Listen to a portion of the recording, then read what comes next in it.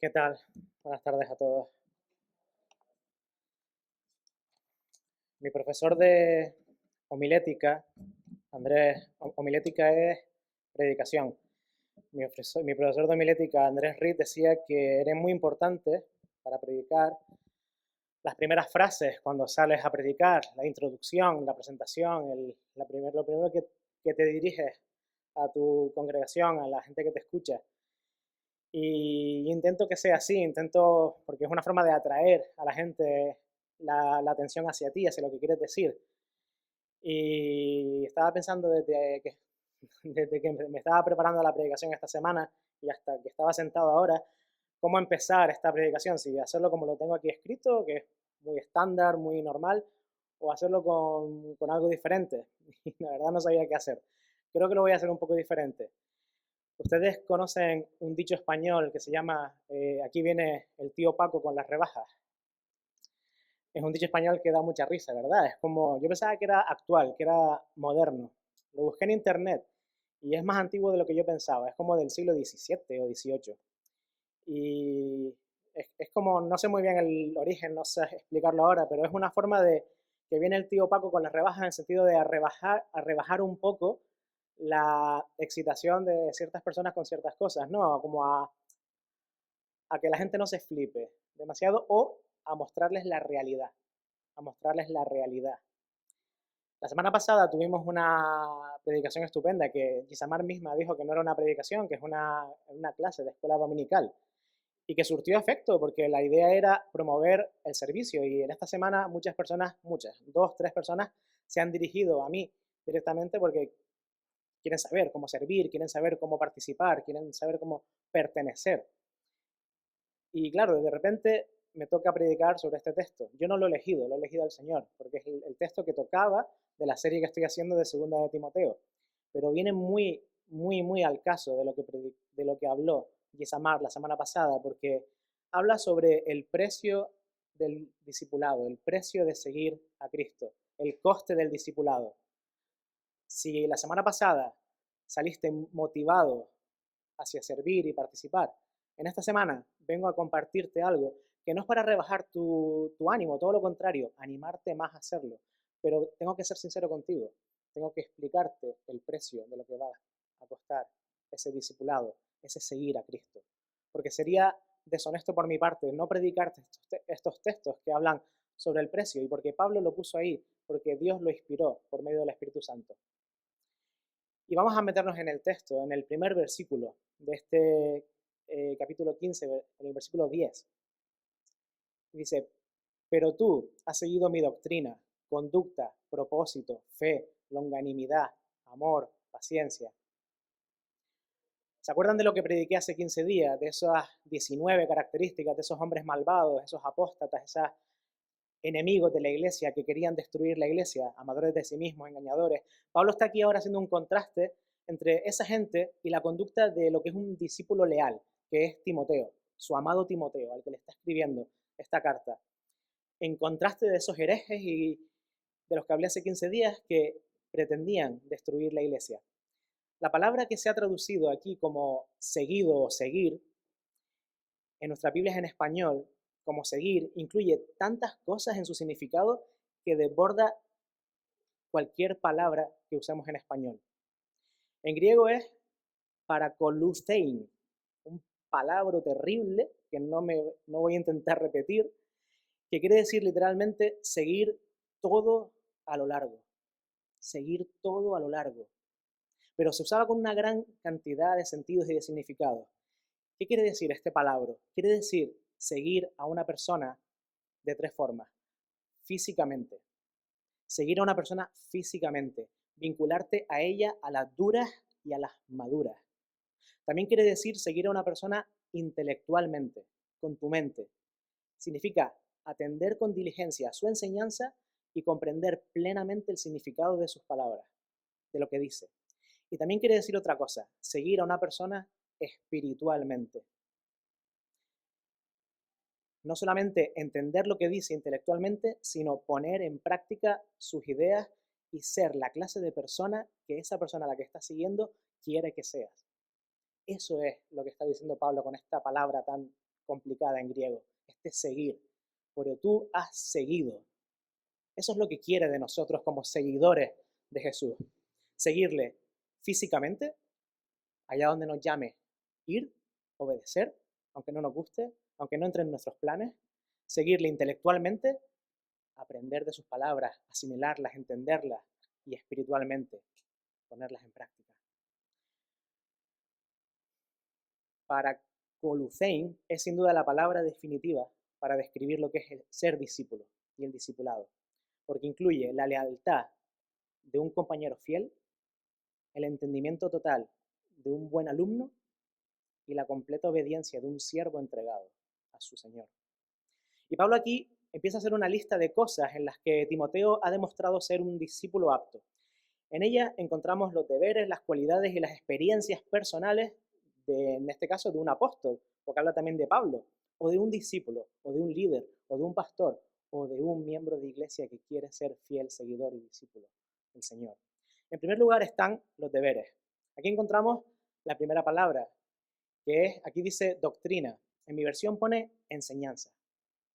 Nadie puede enseñar lo que no conoce. Nadie puede compartir lo que no conoce. Y por tanto, antes de poder enseñar, compartir el Evangelio a otros, tenemos que conocerlo y conocerlo personalmente. Un discípulo auténtico debe conocer a Cristo más que de segunda mano. Debe conocer a Cristo más que de domingo a domingo. La verdadera enseñanza siempre nace de la experiencia real y continua. En segundo lugar, está el entrenamiento, la conducta, la segunda palabra que usa. La vida cristiana no consiste exclusivamente en saberse algo de memoria. Quizás los niños ahora están aprendiendo cosas o en la escuela dominical aprendemos. Yo por lo menos en mi escuela dominical cuando era niño aprendía versículos de memoria y todavía gracias a eso me sé algunos versículos de memoria. Pero no se trata solo de eso, consiste mucho más. Se trata de ser algo, no de saberlo, de serlo. La tarea de predicar el Evangelio, compartir el Evangelio con nuestros amigos, con nuestros familiares, no se limita a comunicar la verdad, sino a ponerla en práctica, a ponerla por obra. En tercer lugar, están las cualidades del discípulo. Lo primero y principal es que tiene un objetivo en la vida, un propósito, un objetivo en la vida. Todos tenemos un objetivo en la vida, ¿verdad? Si no, deberíamos plantearnos qué objetivo tenemos en la vida. Como individuos a veces nos hacemos preguntas, ¿no? Preguntas como, ¿tengo algún objetivo en la vida? Como discípulos de Cristo deberíamos preguntarnos, y como miembros de iglesia deberíamos preguntarnos, ¿a dónde pretendo llevar a estas personas a las que enseño? ¿A dónde pretendo llevar a estas personas a las que predico? ¿A dónde pretendo llevar a estas personas a las que les estoy compartiendo mi fe? Como miembros de iglesia, repito, deberíamos preguntarnos qué estamos tratando de hacer con ella, con la iglesia. No basta con darnos por satisfecho con un local lleno, abarrotado de gente, todas las tardes del domingo. Deberíamos preguntarnos cuál, si hay alguno, y vaya que lo hay, es el propósito que unifica todas las actividades de la iglesia, todas, en las que queremos participar, en las que queremos pertenecer, como compartía la semana pasada Yesamar. ¿Cuál es el propósito unificador? Y Pablo pasa a continuación a hablar de otras cualidades, y esta es la fe, la otra palabra que aparece ahí. Creer totalmente que los mandamientos de Dios son obligatorios y se deben cumplir, y que sus promesas son fieles. Las promesas de Dios son fieles, se cumple, por eso merece que le obedezcamos. No porque sea un Dios tirano que nos obliga, sino porque es un Dios bueno, que nos cuida, que nos bendice, que nos ama.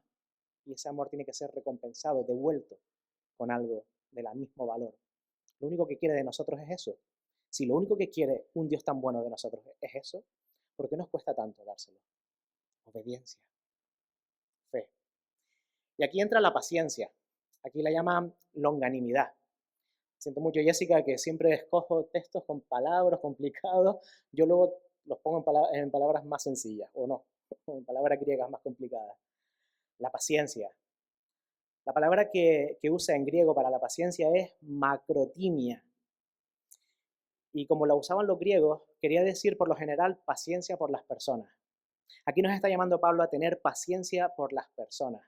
Es esa habilidad de no perder la paciencia cuando las personas que nos rodean son necias, Cuando las personas que nos rodean no admiten la sabiduría, no la aceptan, no aceptan tu consejo, aunque no venga de ti, venga de la palabra de Dios, no terminan de arreglar su vida. Es la habilidad de aceptar la necedad, la perversidad, la ceguera espiritual, la ingratitud a veces de personas por las que estás trabajando y por las que estás invirtiendo tiempo, estás amando, y siguen sin responderte como tú quieres, y seguir siendo amable y seguir esforzándote en ellas.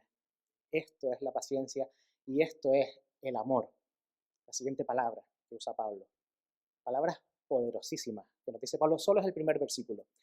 El amor. Esta es la actitud de Dios para con los hombres y las mujeres. Es la actitud que soporta todo lo que el ser humano pueda hacer y se niega a enfadarse o darse por ofendido.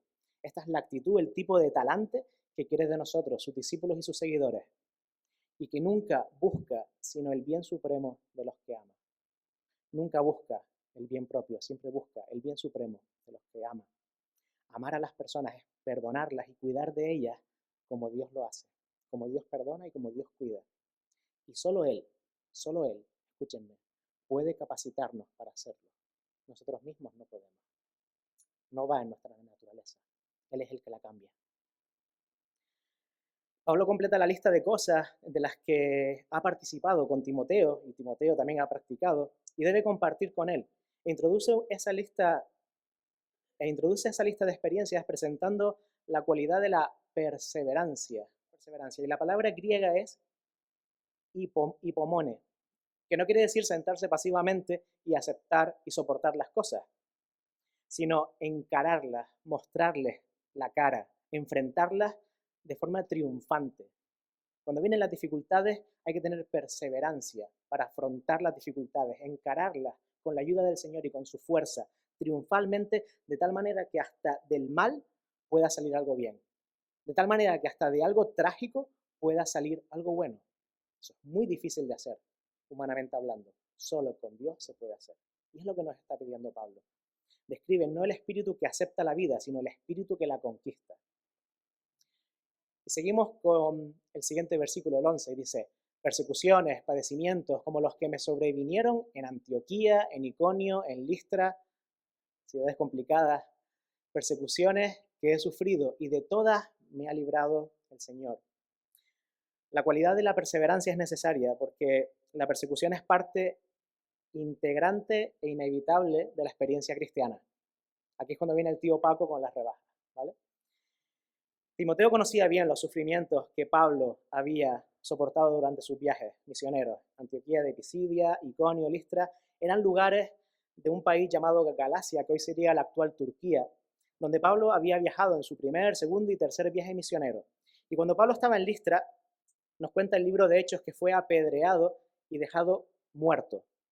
Algunos comentaristas incluso, o algunos eruditos piensan que incluso realmente murió, y que este versículo cuando dice, y de todas me ha librado el Señor, habla de que incluso le pudo hasta haber resucitado, pudo haber estado hasta clínicamente muerto del apedreamiento que sufrió. La palabra no nos dice nada, pero puede haber pasado así. Timoteo conocía bien aquellos incidentes porque él y su familia procedían de aquella zona y seguro que se hizo súper popular Pablo por aquello. Alguien que está a punto de morir por el Evangelio y luego sigue trabajando por el Evangelio y sigue instaurando iglesias, se hace popular en un lugar. Vendrá la persecución y las dificultades. Vendrá la persecución y las dificultades. Pero Pablo, y esta es la buena noticia, está seguro de dos cosas. Está seguro de que, por supuesto, es mejor sufrir con Cristo y lo correcto que prosperar con el mundo y lo equivocado. Voy a repetirlo. Es mejor sufrir con Cristo y lo correcto que prosperar con el mundo y lo malvado. Métanse esa frase porque en estos próximos años que vengan lo vamos a tener que repetir a nosotros mismos. Viene persecución, viene sufrimiento. Absolutamente seguro como está de la persecución temporal, está igualmente seguro de la gloria final. Está seguro de que los impíos irán de mal en peor y de que literalmente no hay futuro para la persona que se niega a aceptar el camino de Dios. Porque sin Dios no hay camino, sin Dios no hay vida, sin Dios no hay futuro, sin Dios no hay eternidad, sin Dios estamos muertos en vida. Seguimos leyendo el versículo 12 de este capítulo de Timoteo y dice, y también todos los que quieren vivir piadosamente en Cristo Jesús padecerán persecución. Creo que estamos llegando, como digo, a tiempos en los cuales el ser cristiano costará algún precio. Ya empieza a costar, ¿verdad? Quizás rechazo, quizás burla, quizás un pequeño chiste en el trabajo, una pequeña mala palabra en el instituto o en el lugar donde estudias. En cierta ocasión, un político estadounidense llamado Melvin Laird, quien más tarde llegaría a ser secretario de Defensa de Estados Unidos, hizo la siguiente declaración: en este mundo se está haciendo cada vez más impopular el ser creyente, el ser cristiano. Pronto puede llegar a ser peligroso. Esta declaración la hizo hace muchos años. Imagínense lo que pensará ahora. Creo que estas palabras reflejan exactamente una realidad muy posible y muy palpable. El verdadero cristiano, porque el cristiano que no es verdadero, el que contemporiza con los tiempos, ese no sufrirá mucho. Pero el verdadero cristiano que dice las cosas claras, como dice la palabra de Dios, son cada vez más impopulares y sufrirán cada vez más. Vemos como con frecuencia algunos medios de comunicación se quejan de la falta de libertad de expresión, ¿verdad? Pero han dicho algo sobre el hecho de que el verdadero cristianismo y sus actividades son suprimidas de las noticias, no se habla de ellas. Hace poco me llegó un vídeo de Dorle sobre lo que está haciendo la Unión Bautista en Ucrania, con un orfanato que acaban de abrir en Kiev, que creo que compartí por algún grupo. ¿Han escuchado esa noticia? Para nada. Hay muchas cosas que el cristianismo, que las iglesias de Cristo está haciendo por este mundo y no se habla de eso. Los medios de difusión suelen dejar de lado las noticias referentes al verdadero cristianismo. Si algún líder de la iglesia da a conocer su posición sobre el punto de vista de la Biblia sobre algo polémico, sus declaraciones son a veces distorsionadas, tomadas a cachondeo, humillado. Ahora bien, si algún predicador o pastor comete una acción ilegal, por supuesto, ocupará los principales titulares de todos los medios.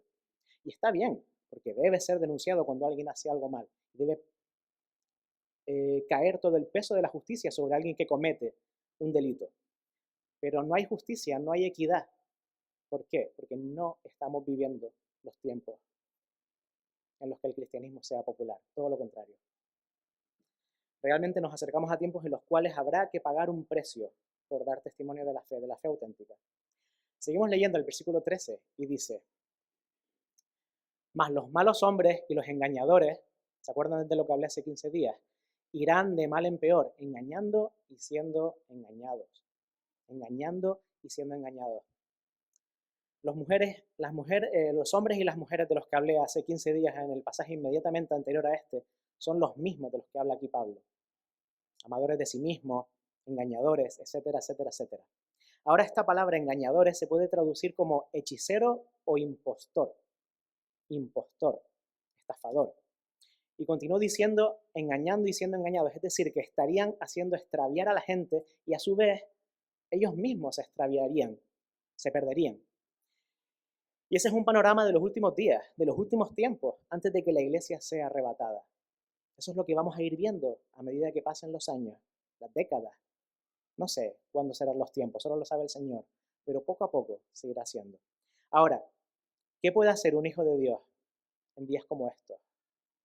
Bueno, el apóstol nos da la respuesta. El apóstol Pablo nos da la respuesta en los versículos 14 y 15. Pero persiste tú en lo que has aprendido y te persuadiste, sabiendo de quién has aprendido. Y que desde la niñez has sabido las sagradas escrituras, las cuales te pueden hacer sabio para la salvación por la fe que es en Cristo Jesús. ¿Cuál es el antídoto para este mundo de apostasía, este mundo de engaño, este mundo de mentira? El único antídoto, como dije hace 15 días, es la palabra de Dios. El único recurso y auxilio es la palabra de Dios.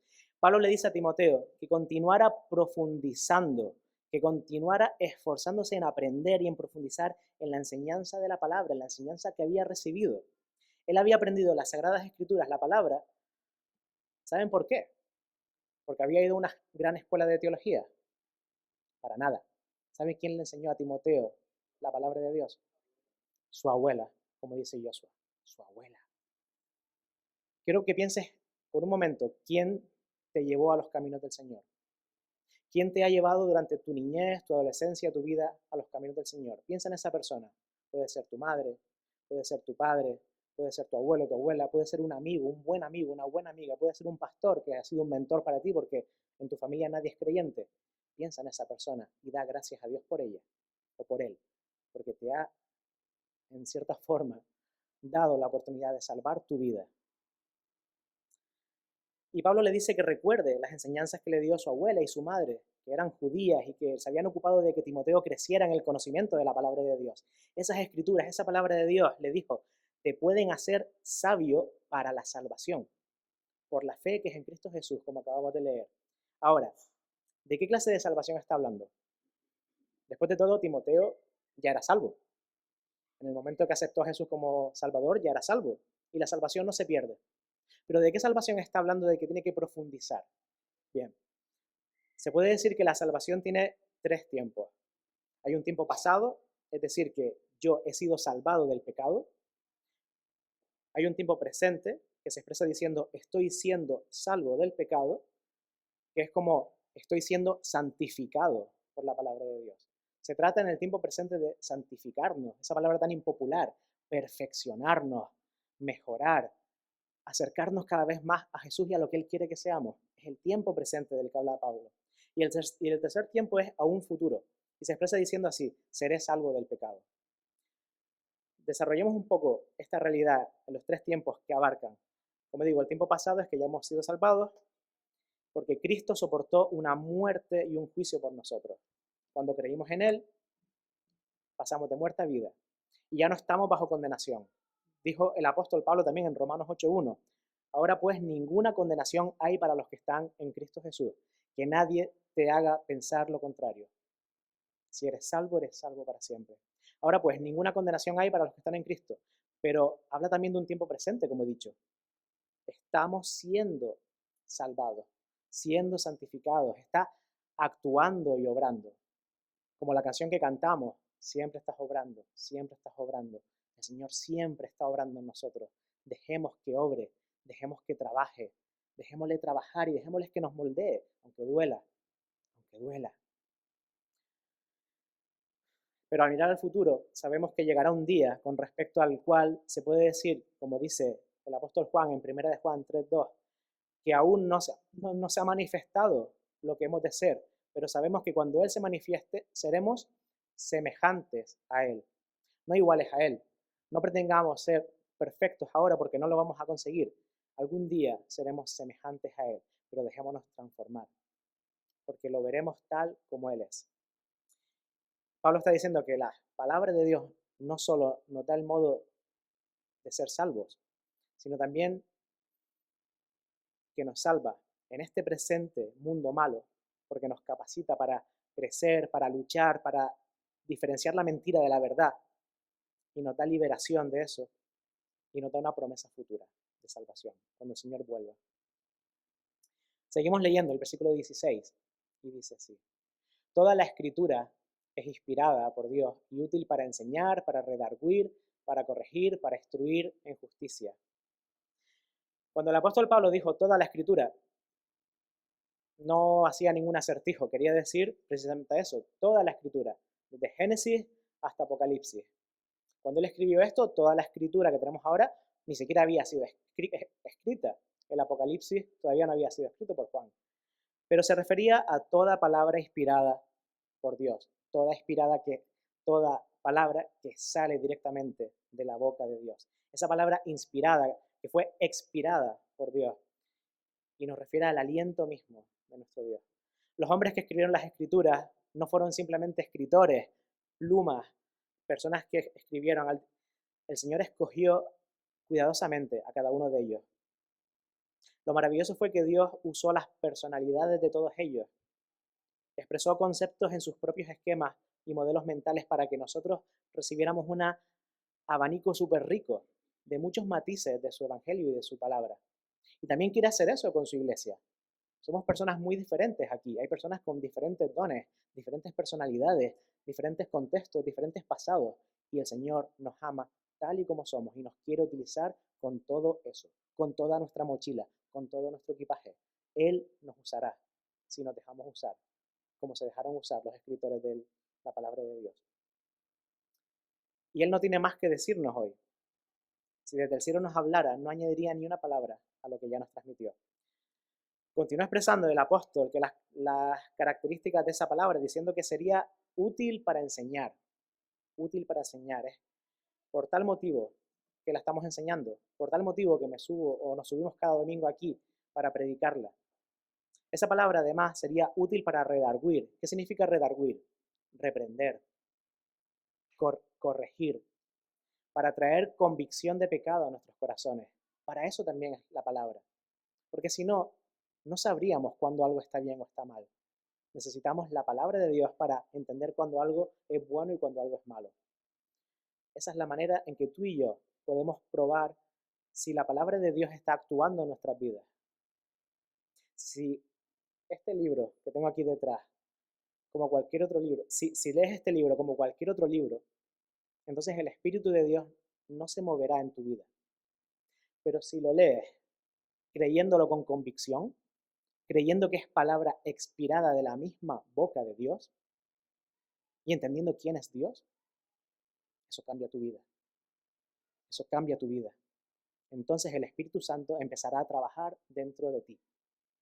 Y esta escritura será también útil para corregir, como digo, para arreglar y poner en orden las cosas en nuestra vida. Se trata de una corrección del error desde el amor. Muchas personas se dirigen a mí ahora queriendo servir y hay casos para hay todo tipo de casos. Pero ¿sabes qué? Todos tienen algo en común. Son vidas imperfectas, como las nuestras, como las de todos nosotros. Y esas vidas tienen que ir corrigiéndose. Esas vidas tienen que ir corrigiéndose. Y no se deben corregir por lo que yo les diga, lo que un diácono les diga, lo que un ser humano les diga. Se deben corregir por lo que la palabra de Dios les diga. La palabra de Dios pura corrige. Nos ayuda a poner en orden nuestra vida y nos capacita para servir y para servir excelentemente. Y dijo también Pablo que sería útil para instruir. Y este término está relacionado con la disciplina, es decir, pensar y actuar de acuerdo a la voluntad de Dios. Y eso cuesta, porque otra vez, el tío Paco con las rebajas. Requiere sacrificio, requiere renunciar a cosas que nos gustan, a cosas que igual pensamos que no están mal, pero que nos impiden ser mejores, nos impiden acercarnos más a Dios, nos impiden ser más como Él quiere. Instruir. Y terminamos con el último versículo, el 17, y dice, a fin de que el hombre, me permiten que aquí incluya, y la mujer, el hombre y la mujer de Dios sean perfectos, enteramente preparados para toda buena obra. Enteramente preparados para toda buena obra. Qué manera tan maravillosa de terminar este discurso de Pablo. Qué manera tan maravillosa de terminar este mensaje. Dice aquí, a fin de que el hombre de Dios sea perfecto. El término perfecto no quiere decir que tú y yo alcancemos esa clase de perfección, al cual sería totalmente incorrecto. Más bien significa que podremos alcanzar la madurez completa. Quédense con este término, la madurez completa. Es lo que quiere decir Pablo aquí. Quiere que seamos completamente maduros en la palabra de Dios, completamente maduros en nuestra relación con Dios, completamente maduros con respecto a Dios. Mira, hay muchos creyentes que espiritualmente hablando pueden llevar muchos años en la fe y aún se encuentran en un estado de infancia o de adolescencia espiritual. Por muchas razones. Porque se han alejado, porque han tenido vidas complicadas, porque han tenido crisis que no han sabido superar, porque se han alimentado solo de leche espiritual y no han comido carne, no han profundizado en las escrituras. Por muchas razones. Pero Dios quiere que lleguemos a ser personas completas, maduras, en la plenitud del crecimiento. Y es lo que nos está animando Pablo en estas palabras. Luego presentó al hombre de Dios como enteramente preparado, enteramente preparado. Cuando preparaba esta predicación veía esta palabra de enteramente y me recordaba como cuando vas al supermercado y te compras leche desnatada o leche semi. Está bien que es menos calórico, pero sabes que te aporta menos alimento, ¿verdad? Sabes que te aporta menos vitaminas. El Señor quiere que no te preocupes, que Él ya te pondrá a hacer ejercicio. Quiere que te alimentes con leche entera o con alimento entero, integral. No compres semi, no compres light. No quiere un evangelio light, no quiere un cristianismo light. Quiere un cristianismo entero, completo, para que llegues a la madurez. La palabra de Dios puede prepararte a ti y a mí para realizar cosas maravillosas en la vida. Toda buena obra. Piensa un poco, toda buena obra. Es súper amplio ese término. Piénsalo, lo puede hacer Dios contigo, toda buena obra. ¿Por qué no te dejas utilizar por el Señor así? ¿Por qué no te atreves a dar el paso y entregarte completamente para que Él haga contigo toda buena obra? No hay sistemas, no hay métodos para traernos con una serie de lecciones fáciles la madurez cristiana. No hay método fácil, como tampoco hay método fácil para perder peso o para ponernos en forma. Toda la escritura ha sido dada por inspiración de Dios y toda debe utilizarse en el día de hoy. Cada día debe haber disciplina, debe haber constancia y debe haber un espíritu de búsqueda, un espíritu de ansia, de hambre del Señor. Pablo hace aquí la última observación. El estudio de la palabra entrena a la persona, sigo con la metáfora del entreno, entrena a la persona en integridad hasta equiparla para toda buena obra. Aquí tenemos la conclusión esencial. No se deben estudiar nunca las escrituras, la palabra, con un fin egoísta, simplemente para hacer bien al alma de cada uno y de los otros. Una conversación que no hace pensar nada más en el hecho de que uno es salvo no es una verdadera conversión. El cristianismo debe estudiar las escrituras para hacerse útil a Dios y a sus semejantes. Si te haces cristiano, no te hagas cristiano para bendecirte a ti. Hazte cristiano para bendecir a los demás, para toda buena obra, para el prójimo. Nadie demuestra ser salvo a menos que esté apasionadamente entregado a salvar a otros. Y eso es exactamente lo que la palabra de Dios está haciendo en la vida de muchas personas que acuden y han venido en el pasado, en el presente y vendrán en el futuro a esta iglesia. Hemos visto que la escritura a lo largo de los años ha sido entregada por inspiración de Dios, inspirada por Dios y ha transformado vidas en esta iglesia. Y ha transformado vidas en esta iglesia porque se han dejado transformar, porque ha habido una entrega total.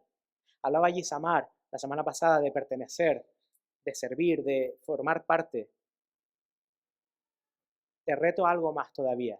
Haz eso. Pertenece. Entrégate. Participa.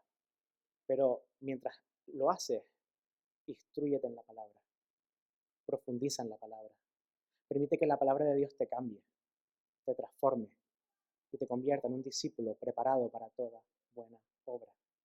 Así es como creceremos como iglesia y así es como creceremos como discípulos y así es como bendeciremos a esta isla de La Palma como iglesia. Así sea.